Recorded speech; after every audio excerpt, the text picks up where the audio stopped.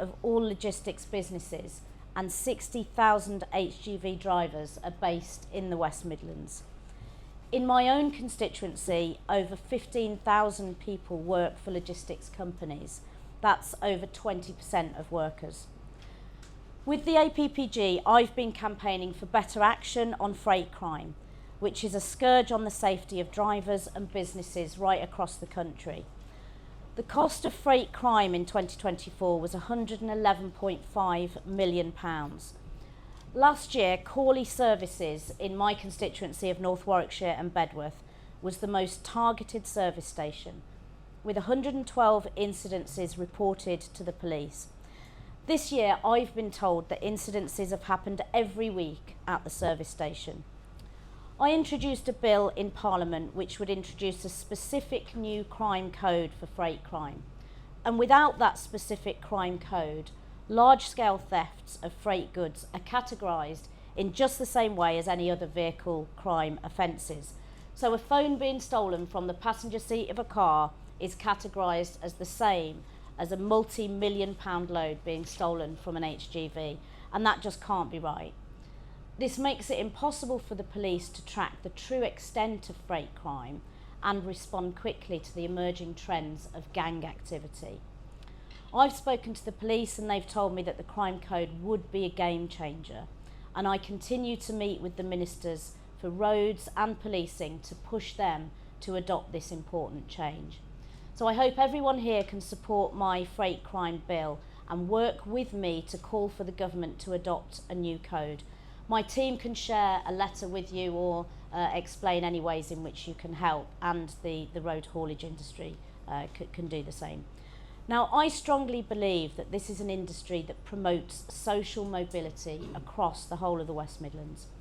We know that schemes like Road to Logistics help support military service leaders, ex-offenders and the long-term unemployed into logistics roles. And I've seen the opportunities this industry offers myself when I speak to constituents who are making their way up the career ladder. I've visited state-of-the-art facilities and spoken to employers about the excellent internships, work experience and training placements they offer to young people in my area. Most recently, I spoke to a woman who'd reached her first ever management role after support and training offered to her by her logistics company.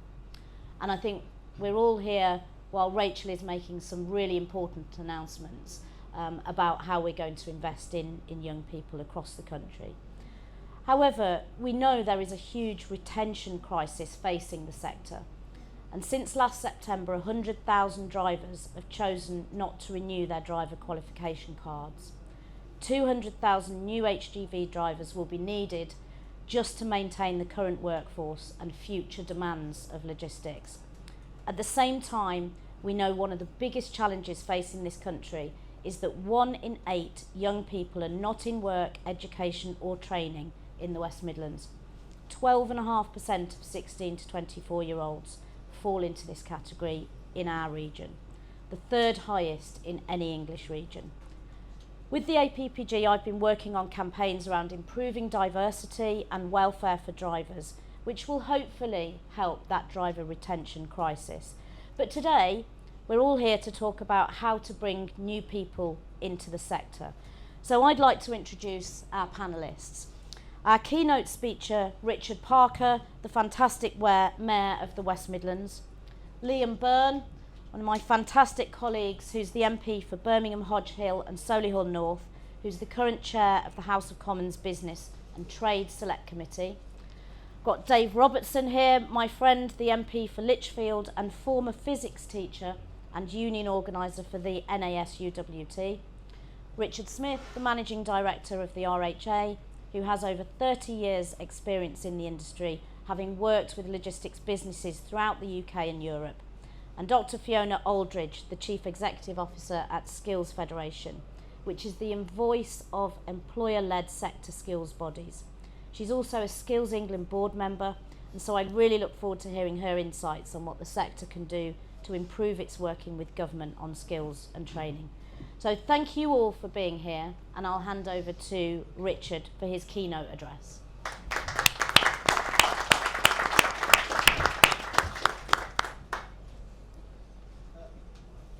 Thank you very much, Rachel, and it's great to be here today to talk about the role the West Midlands is playing in training the transport workforce of and for the future.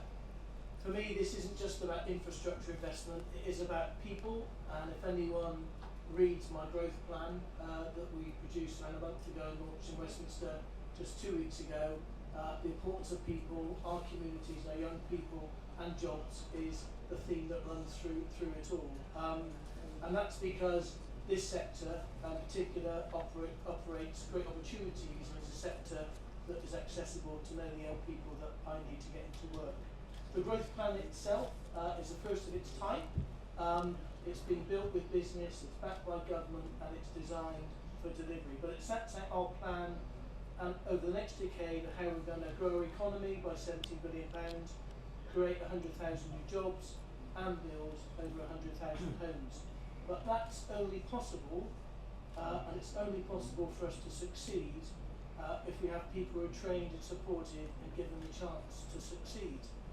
Skills are the engine of growth, as we know, but also it's key, or transport is also key to delivering that growth. And be it no doubt, the everyday economy, as I've said, and the importance of transport and logistics is fabric to the agenda of growth that we're delivering. And those sectors, or this sector, doesn't just enable economic activity. As I've said, it employs thousands of people, or tens of thousands of people across our region, and provides them with good, steady, secure work, and it's work that should be available to everyone living in all our towns and communities across the region. And it is one of the sectors in which we have got a regional strength and a competitive advantage. Over 70,000 people work in logistics across the region, and we have over 10,000 businesses that are employing people in logistics across the West Midlands. In terms of supporting the sector, some of this is mentioned in the plan. We're putting over £12 million of our skills budget into funding logistics, training and skills development, and that's helping over 7,000 people, 7,000 young people and others to upskill so they can access the jobs that are available. And if we don't provide those jobs for the businesses that are here, they won't be here for the long term. That's really critical to supporting the growth of those businesses. And we're also supporting training through our colleges in transport maintenance, operations, customer service, working with partners like GTG Training and the City of Wolverhampton College, which are now centres of excellence, helping young people develop real careers. But we're also looking at new models to deliver those jobs and ensure that we're doing the right thing regionally to support businesses across this economy.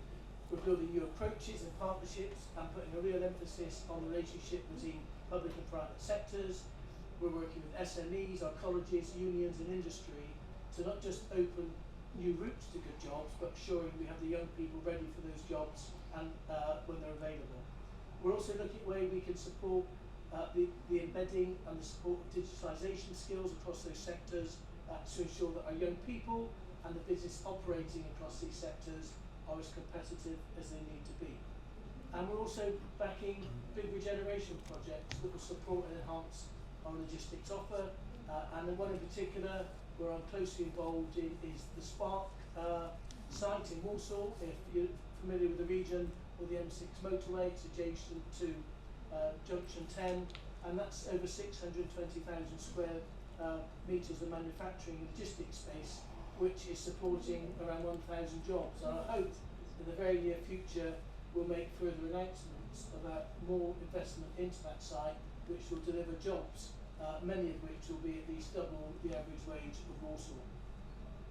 Demonstrating that investing in the right skills, in the right businesses, doesn't just deliver jobs, but deliver really good jobs for parts of my region that have been overlooked and left behind for too long. So what we're seeking to do by investing in our transport system and our logistics is ensuring that we're building some really capability and skills that will support long-term growth of the sector.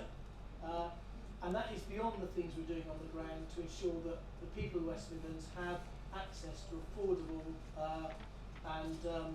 affordable transport. And those that are familiar with my plans one of the big things we do in the West Midlands is bringing the buses back into public control, because 80% of the people that use public transport in the West Midlands need the buses, and the bus network is still the best way to get around the West Midlands. But currently, the inadequacies of the service delivered by the current operator mean that too many people are unable to get from where they live to where their jobs are, and that will change as we deliver the franchising system.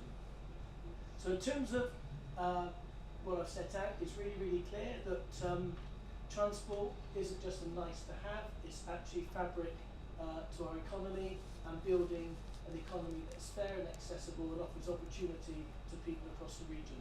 And in doing that, I think we're hoping to demonstrate that growth can become real if we back the right sectors, invest in the right way.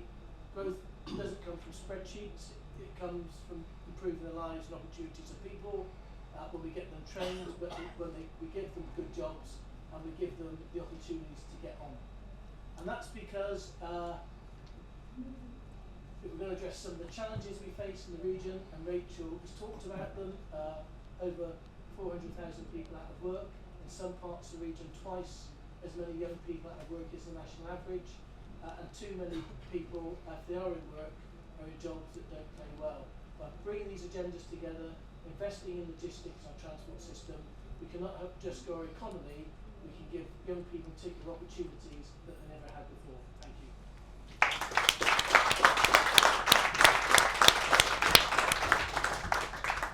Thank you very much, Richard.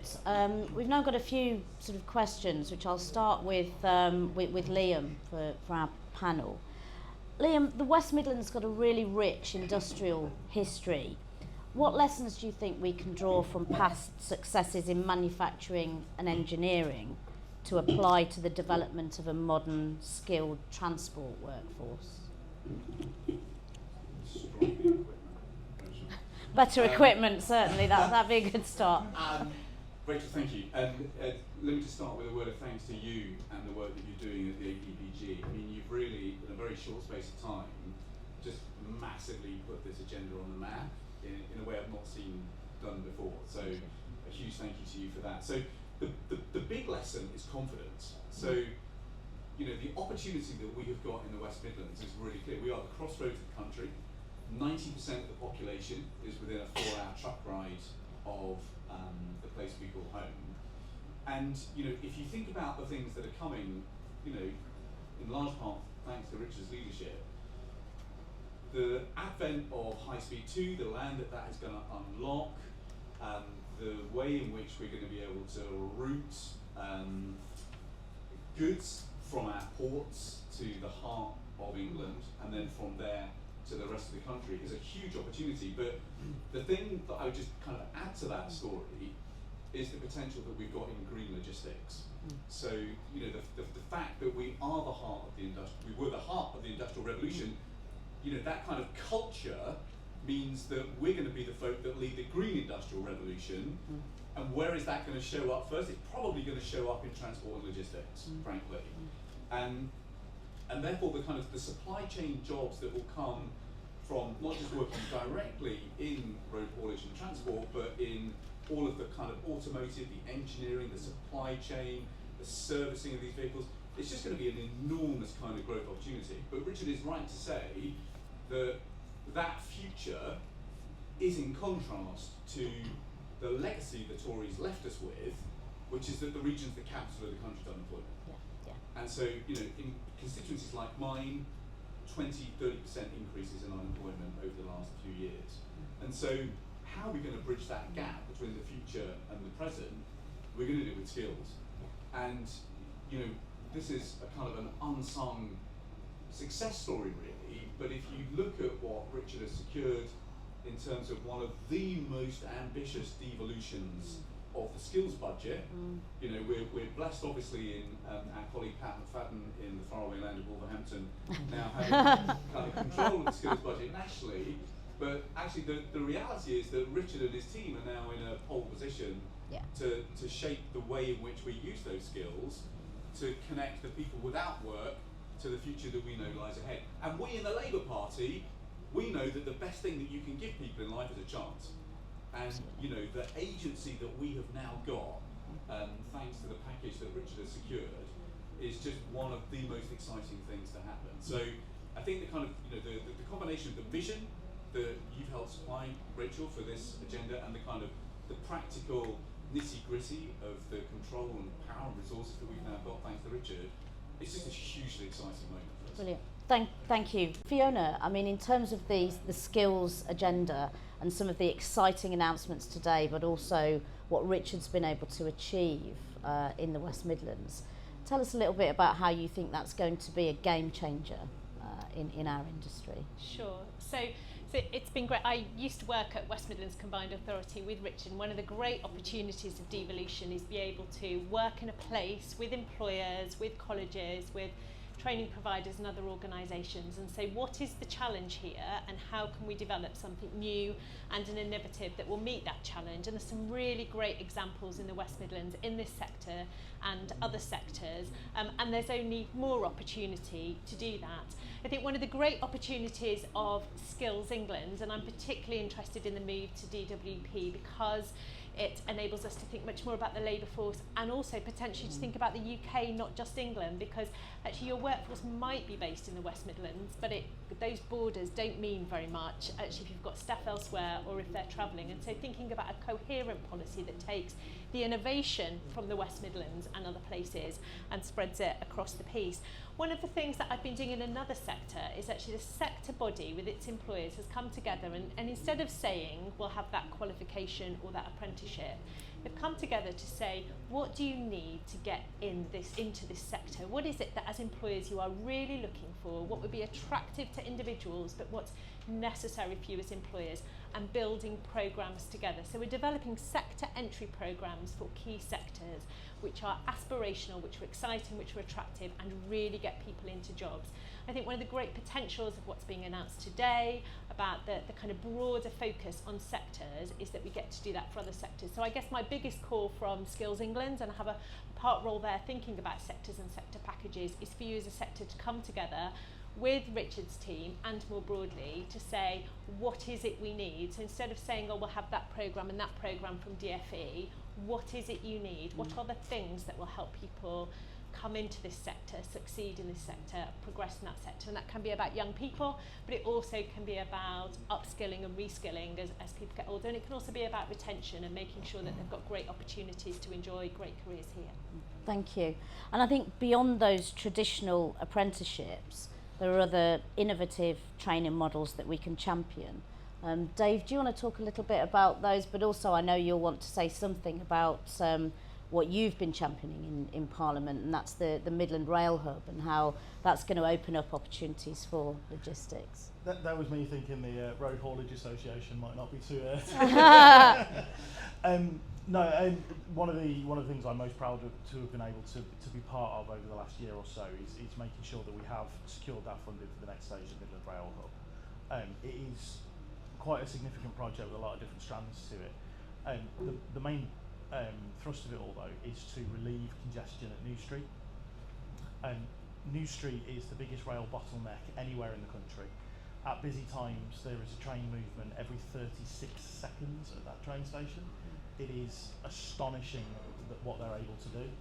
What that does mean though is because you've got a system that's working at capacity or well beyond capacity, as soon as anything goes wrong, it's bedlam. And I'm sure we've all been at New Street when one of those days happens, and everything is red, and it's like, right, I'm going to be platform 2. They've changed it. I'm not going to be platform 14. Fantastic. But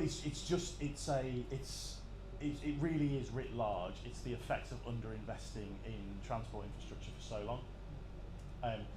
The Chancellor's really stepped up to the plate on that. So Midland Rail Hub, the next stages will be delivered. It's going to deliver massive benefits for people in my patch. It's going to double the number of trains we get to and from Birmingham.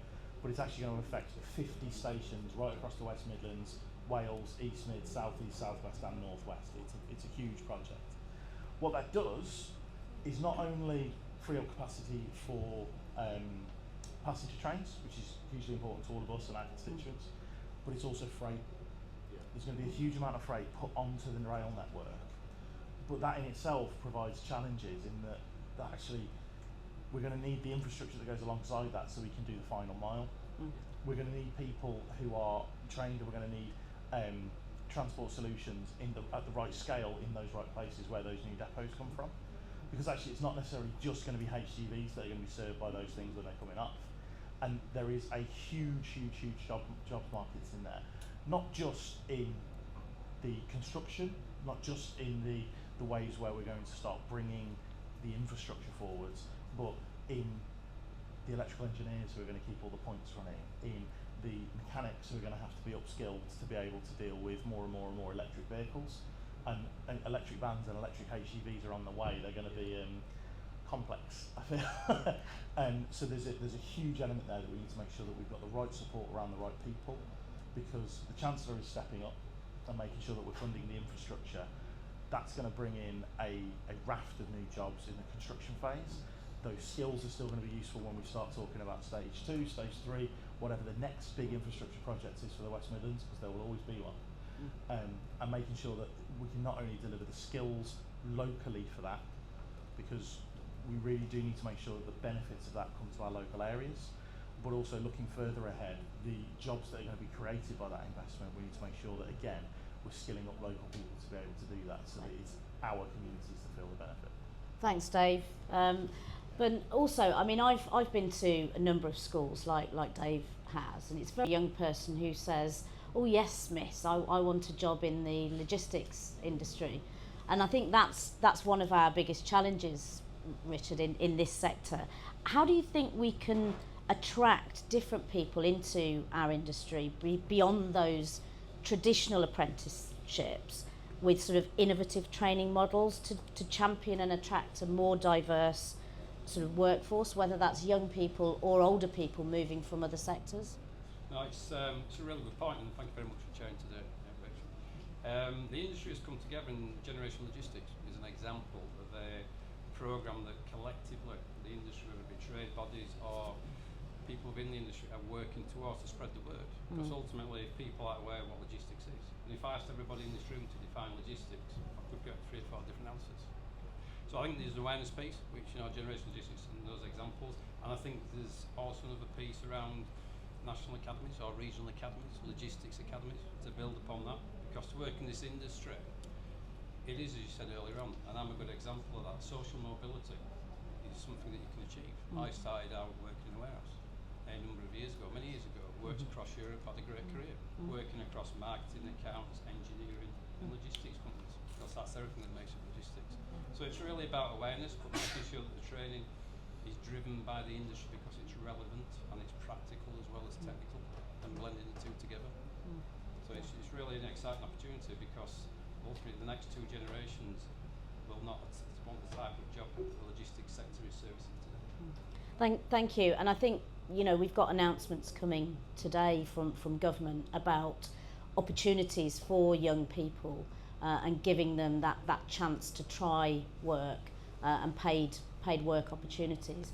Richard, how do you think we can change that generation in the West Midlands and work with government on their skills agenda? And do you think that the West Midlands is going to be groundbreaking in this area? So I think we're groundbreaking already. I'd like to thank, a few people mentioned me, I'd like to thank Fiona, Aldridge. Fiona's fantastic. After I got elected, I had some big commitments about helping young people into work, and Fiona, who's still one of the best civil servants I've ever worked with, actually devised and structured some of the things we're doing, because my job is largely setting the direction of travel, the landing points, but the hard stuff is about developing that route map about where we move from where we are to where we need to go. So we're doing some great things. Liam has also referred to the challenges we face. We've also got a level of employment in West Midlands of only 69% currently. The government wants us to get to 85%. We are there's a big jump. The only way we can achieve that jump is investing in the skills and giving our people in this region access to the skills that will get them into work. I've been very clear from day one. The only way I can improve people's lives in West Midlands fundamentally is giving them access to the skills that will give them good jobs. And every job is really important. And for lots of our young people, that first job is so important, because that is, and you've talked about, starting a warehouse. I left school at 16 initially.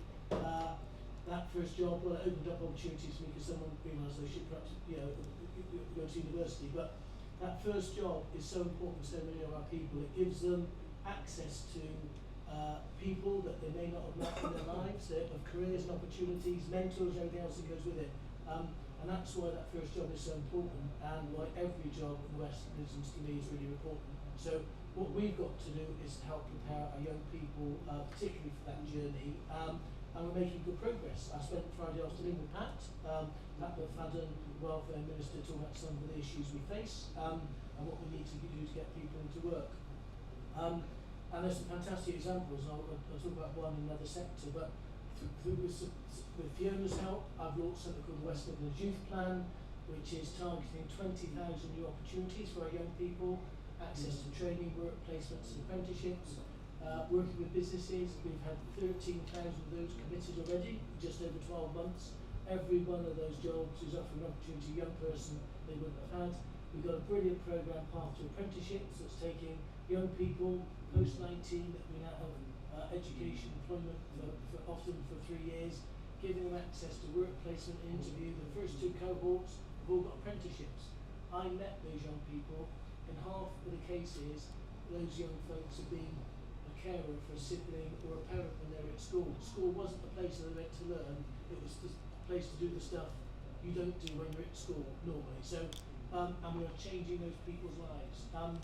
And there are fantastic opportunities there where we give it some focus. And I'll just mention the other thing, the most recent visit, stimulated by a conversation I just had with Stephen Knight. I went onto the film set of Peaky Blinders, and I met, Stephen didn't introduce me to the actors, famous actors, but to the makeup artists, intentionally, because you know we share a passion and skills. One of those young women had gone to a local college. She didn't want to take the bus, she wanted to go somewhere she could walk. Demonstrating perhaps a lack of, comment, everything else. She studied to do makeup. She was working on that film set. She'd been in at 3 a.m. in the morning, putting 1940s makeup on 60 or 70 actors. And it's got to survive under the lights for 8 to 10 hours. So it's quite. And I spoke to her and I said it'd be fantastic if you could come around the region with me, because I think you would inspire lots of other young people. And whatever sector, we've got to find that inspiration. And she said to me, Richard, I'd love to, but I've just signed a contract with Netflix. I'm going to be doing them all over the world. Now, I would love her to be able to build a career in the West Midlands, but what a fantastic journey for someone. And that is what investing in the right people, giving them the right support, giving them encouragement, giving them a pathway to work. Those are the opportunities we can develop. And they're not just relevant to creative industries, they're relevant to construction, manufacturing and logistics, demonstrating, and we need, a lot of this business that we're in now, politics is about storytelling, and whilst there's some big challenges we face, there are brilliant examples of how supporting people the right way, building the resilience and confidence of what the potential is. And my ambition is to ensure that everyone in the West Midlands has the opportunity to make the most of themselves, but ensuring we find the support there that's needed to help them achieve it. Thank you, Richard, and what an inspiring story. And Richard, you also mentioned Generation Logistics, who I've had the pleasure of meeting people involved in that organisation, and how inspiring are they to say to you, well, who wouldn't want a job where you can get to travel here and travel there and do this and be your own boss? And yeah, really, really inspiring. I know that there's a lot of people here in the audience who are also experts in this field, so I'm going to open it out to questions and contributions from the audience. So I'll take them in rounds of 3 and then we can come back. So I've got a gentleman there. Thanks very much. I'm Ben Ronan, I'm the Chief Executive of AELP, the membership body for training providers. We're best known for independent training providers who deliver 2/3 of apprenticeships, but we also have colleges and universities in membership. Our members, we all stand ready to do our bit for skills as we already are. So I wonder if, my question to the panel, thank you, is what works to engage employers, because there's some brilliant stories of engaging employers, but what really gets them involved at scale, because without that we're going to really struggle to create these opportunities. And then the second question is, logistics is not one of the industrial strategy sectors, so how do we resist the siren calls from on high to focus on these sectors where actually, as you say, every job is an important job? Okay, thank you. And then I had the lady there. Hi, I'm Caroline Whitney from the Community Transport Association. Firstly, I just want to say West Midlands is very much leading in the support that it gives to community transport compared to lots of other areas. However, I wonder if we're also missing a trick. So we have to train drivers, we have to train transport managers, we have to do all of that. We struggle to find the cost to do that. Are we missing a trick with seeing community transport as a gateway into transport activities, or also a step down as well in terms of retaining workforce? And are we utilising social value in your contracts well enough, particularly around in transport contracts, what contracts that link into that could be supporting transport? Okay, thank you. And I had the lady at the back in the blue dress, yeah. Well, two of you sitting next to each other in blue dresses. Hi, I'm Kat from the Design Council. May, you talked about creative industries and engineering. Actually, design is an example of a skill that heads into both, making things decarbonised and also making sustainable living easy and attractive. We've got a mission to upskill 1 million people in green design skills. And my question to the panel is, what are you also thinking about doing to increase skills in innovation and design and creativity that can head into some of the more engineering-focused industries? Okay, thank you. And I had the more flexibility on the use of the levy, so it could be used to fund courses that aren't necessarily full apprenticeship courses. That was something the party committee to the manifesto, so very positive. Do we think it's going to happen, or do we think something else maybe is not exactly what will happen in terms of skills? Okay, thank you. Are there any others before I come back to the panel? Yes, there's a lady over here. Thank you. Claire Bottle, the Chief Executive of the UK Warehousing Association, and we do of course work closely with the Road Haulage Association and very much respect your work, Rachel. I wanted to ask a question about the Employment Rights Bill, because of course we all want workers to have the right protections when they're in work, and employers of members of the Road Haulage Association and the UK Warehousing Association will be upholding the highest standards.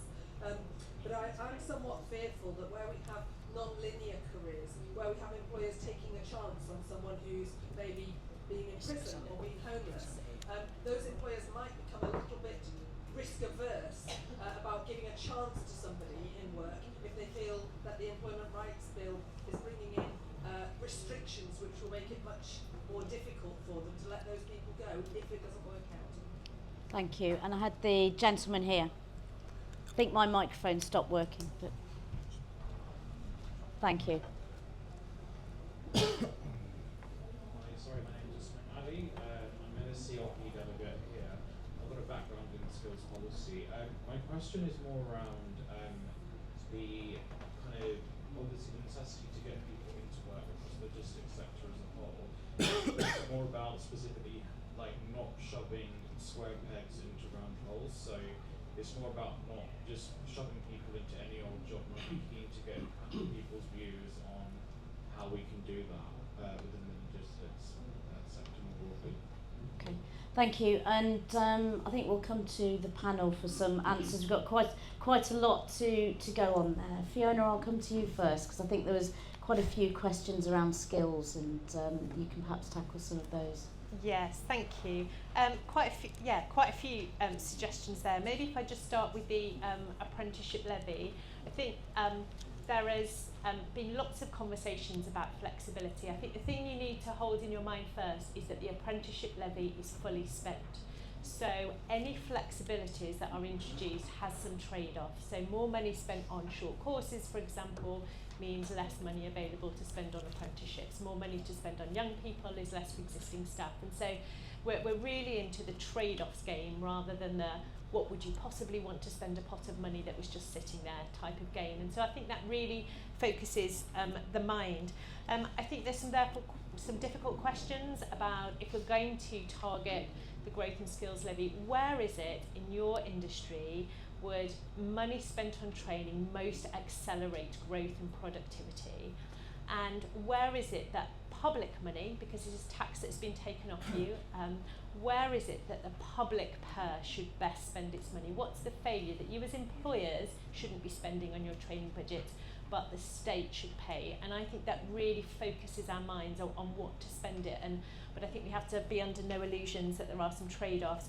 There is an intention, this government has an intention to introduce a set of short courses from April, and they're currently, Skills England are currently preparing advice on that, and so it's a really good time to kind of throw in your suggestions, but just be aware there isn't an unspent pot of money, that this is about what else can we spend it on, that we're into some really hard choices there.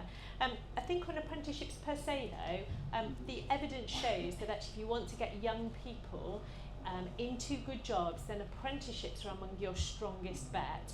Actually, the issue for apprenticeships at the minute is that there isn't a strong enough supply of them. If you want to get young people into your sector, then offering good apprenticeships is a really attractive option at the minute. And then thinking about pathways to those apprenticeships. So Richard in the West Midlands have this great Path to Apprenticeship programme. This is about giving people a chance to see what is your sector like. And for many of my members who work in sectors that young people don't necessarily dream of working in when they get older, partly because they don't know about the great jobs in there, this is a really good opportunity to think about, well, what are the jobs like, and what could it be, and what are my prospects? And I think being able to get involved, and with the announcements that we will see today around tackling youth unemployment, if you can step up as employers and offer placements, this is a really good opportunity to find those people who could work in your sector and not put those square pegs in round holes, because it's giving people a chance to see whether this is an option for them. And it might not be, but actually there'll be lots of people who discover that this is a great place to work and this is something they want to do. And I think there's a responsibility for all of us to offer those opportunities to see whether it might be that young person. Thank you. Richard, did you want to come in on sort of innovation in skills, and also how you engage with employers as well, because I think you've done that very well in the West Midlands? So, look, I was very clear when I got elected, the best way I could succeed is having the best team around me, and that includes not just people who advise me, who work at the combined authority, but the wider set of partners. And it is about working collaboratively. The most important thing for me is understanding the needs of business and giving the support they need to take on some of these young folks. And what we can do is lift some of the time and the cost by helping some of those young people, develop the skills and understanding about the workplace and the discipline that's required, so that when they are recruiting, they've got people that have already built up a resilience, understanding what's required at work. And I support what Liz Kendall said for young people. If you come home from work and you're exhausted, tired, and too tired to go out, that's not a bad thing. That is the world of work is like that, and there is just something about making young people understand what that involves. But it is all about partnership, and I cannot create those jobs. I want to create an environment where we reduce as many barriers as possible. I want to just comment a couple of things on industrial strategy. There was another panel this morning on this. The industrial strategy is a national document that is looking at the key sectors of which we have global competitive advantage. The best way to understand the importance of that industrial strategy at regional level is not to look at the national document, but the regional growth plans we've got, of which there is one handily here. And that demonstrates the importance not just of those high skilled sectors to this region that are important, because the West Midlands is going to be competitive. We need to attract higher skilled jobs that will pay people more, but the fundamental importance of the everyday economy, which employs 60% of the people. And again, those sectors are the best way and most accessible way for some of these young people that begin to work. And my wife has the misfortune to probably come out once a month to hear me speak about things. So much so she now says, if you're ill, I know your speech. But she says to me at some of these events, because she knows my background, is that, are you being ambitious enough about some of these young people you're talking about? I cannot turn kids who've left school and no qualifications into rocket scientists, but I can give them that pathway that will give them access to a skill that will change their lives. And for those folks that have been out of work, or come from families where no one's worked for 2 or 3 generations, I think if we can get some of those young people to work, we can turn the page for 3 or 4 generations to come, which is really, really important. The other, so don't get preoccupied with the National Industrial Strategy, look at it through the regional lens, and you'll get the support and recognition you need about how important that is, whether it's logistics, engineering, construction, hospitality, or social care in the West Midlands. On the engineering design piece, I'm not, should become a subject matter expert, but the importance of design, engineering into all of our sectors, not just in the pace of technological change, but the opportunity is enormous. Peter Carl, when he was in his previous role, or his last visit to previous role, came to the West Midlands. We visited some brilliant health technology businesses. What they're doing is really supported by brilliant designers and creative people. We went to Wolverhampton Hospital, where there's now surgery, microsurgery done by robots, not by surgeons, and all of that requires skills over and beyond. And interesting enough, I talked to some of the consultants there about, given reliance on technology, the hospital consultants of the future, will they be driven by their passion for medicine or by their passion for design and technology? And the view is we might see some very, very different people going into that profession in the future, simply because of the skills that are needed are going to be very, very different.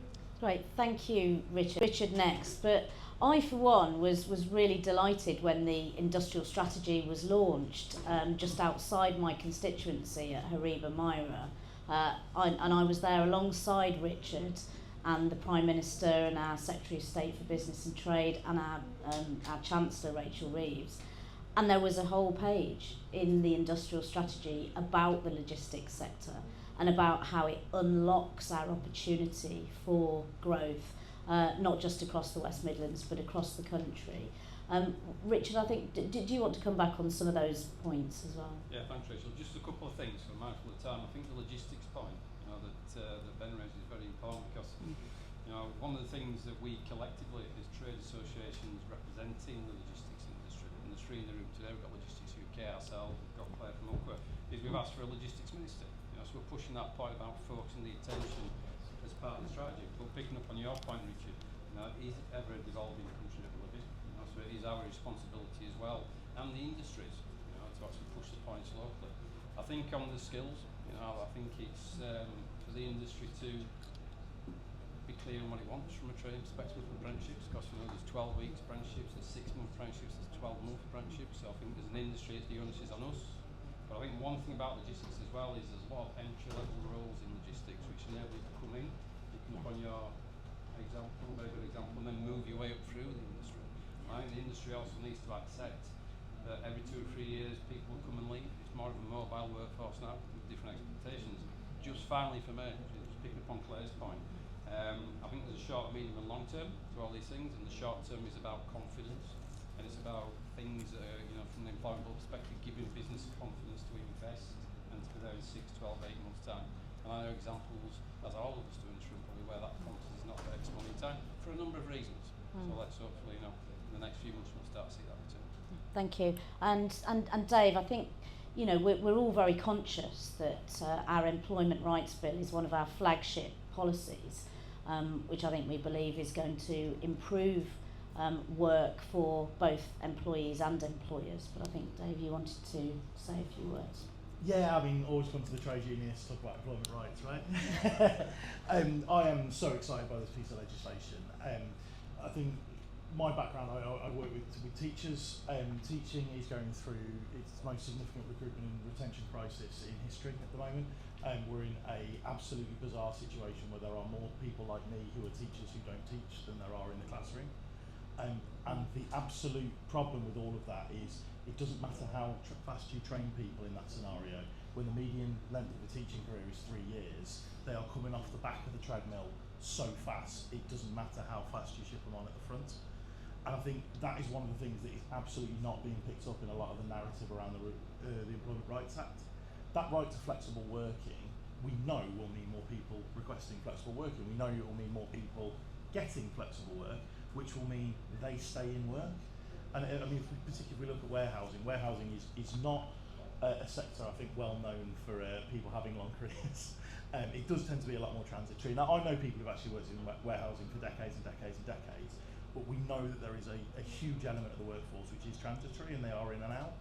And one of the foundational pieces behind the Employment Rights Act is to reduce the amount of time you're going to have to spend recruiting, because it's going to enable you to keep hold of your best staff in a more satisfied, more long-term environment, which will mean that there's less of a focus on having to constantly do that recruiting, which should then actually free up warehousing managers to be able to focus on the productivity gains, to be able to get that reinvestment back into things like robots, so that we can skill up our existing warehouse workers, so that we can continue to drive that economic growth through there, so we can continue to provide those really high skill, high paid jobs in warehousing that isn't. And there will be a lot of people in this room who are thinking it is just about stacking boxes, and those of us know it's absolutely about robots, it's about forklift trucks, it's about those weird little things that always seem to hit me in the ankles whenever I go into a warehouse.